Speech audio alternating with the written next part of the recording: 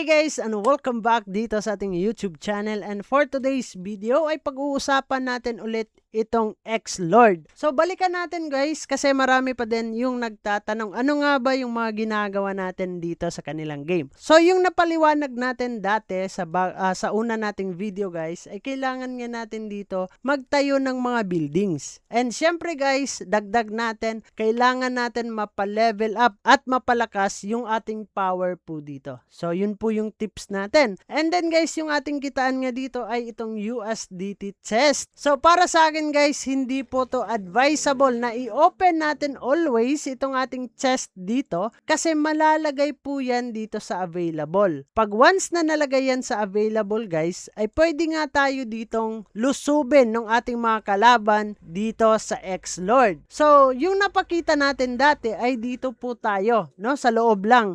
So kailangan pala natin i-click itong merong mapa dito sa left side, sa gilid guys. Click nyo yan.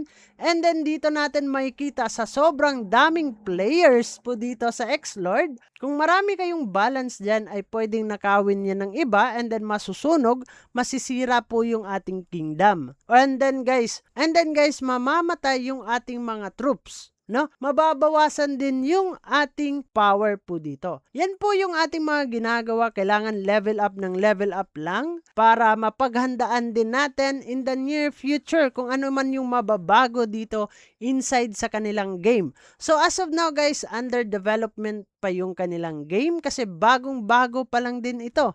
So last week pa lang ito nag-launch talaga itong X-Lord guys. Kaya sinasabi ko sa inyo, free to play lang naman din yung ating game. So ano pa yung iniintay ninyo?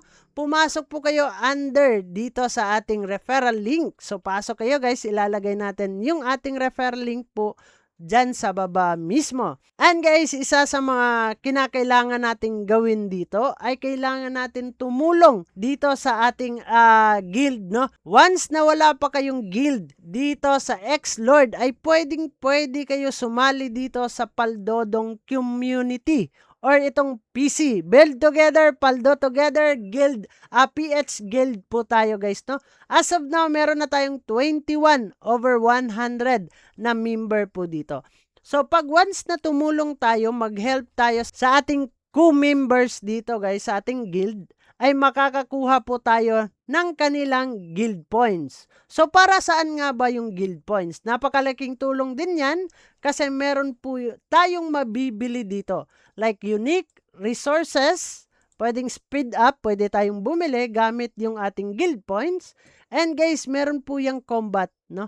Sa combat, makakabili tayo ng shield, attack, boost, and defend boost. And meron po yung, false scout report. And also, meron yung transportation, guys, no? Dito din natin siya mabibili, pero kailangan natin ng 60,000 guild points. So, guys, ganun lang kadali dito maglaro. Pero kailangan natin tutukan. Kung kayo ay naglaro ng mga Rise Kingdom, COC, ganun guys, napakagandang laruin din dito. So dito sa guild, pwede po kayong tumulong like send supplies, send reinforcement, send garrison, and ito yung sinasabi natin. So help all para makakuha nga tayo dito ng kanilang guild points. So kapag hindi po ito napuno po guys sa earned per day, so meron tayong 62 dyan.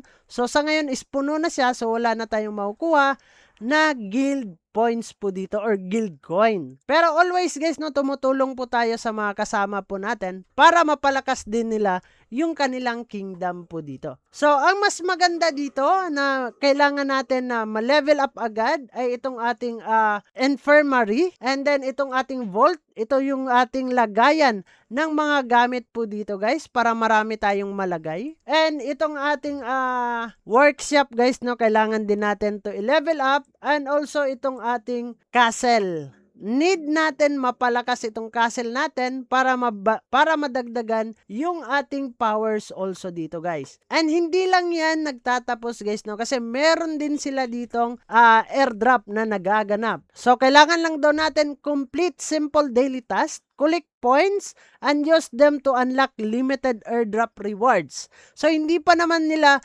nire-reveal kung ano yung mga rewards na makukuha natin inside dito sa kanilang game. So, click lang natin to. So, sa ngayon, meron daw tayong 1,106 points. So, points reflect everything you do in the game. Keep playing, your share of the airdrop grows with you. I don't think so, guys. Sa ngayon nga, ang nakukuha natin dito kapag nakipaglaban, nakipagsunugan, nakipagbardagulan tayo sa ating mga kalaban outside dito, ay meron nga daw tayong makukuha dyan na USDT. So, I think so, guys, maglalabas sila dito ng token. So, hope so kung maglalabas sila ng token in the near future or magkakaroon sila ng integration into token, hindi lang USDT. Pero magandang bardagulan talaga yan, no? So, ganito yung ginagawa ng iba, naghahakot ng mga gamit, guys, no? So, kasama natin to sa guild, si PC Tattoo.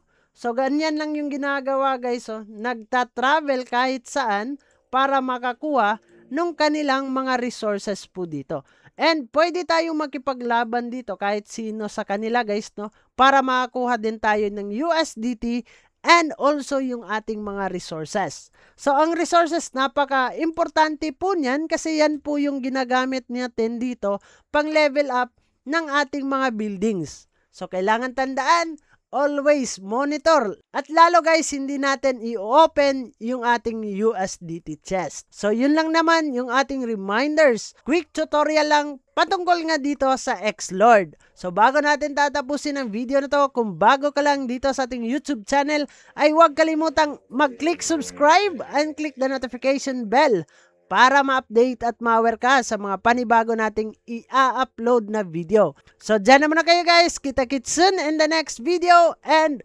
bye-bye! Barangay, samahang masaya, ano pang hinihintay? Kung online games ang iyong gusto, dito ka sa guild ko, solid to. Sa aming community na puro makulit, mga hari na trash talk pero malup.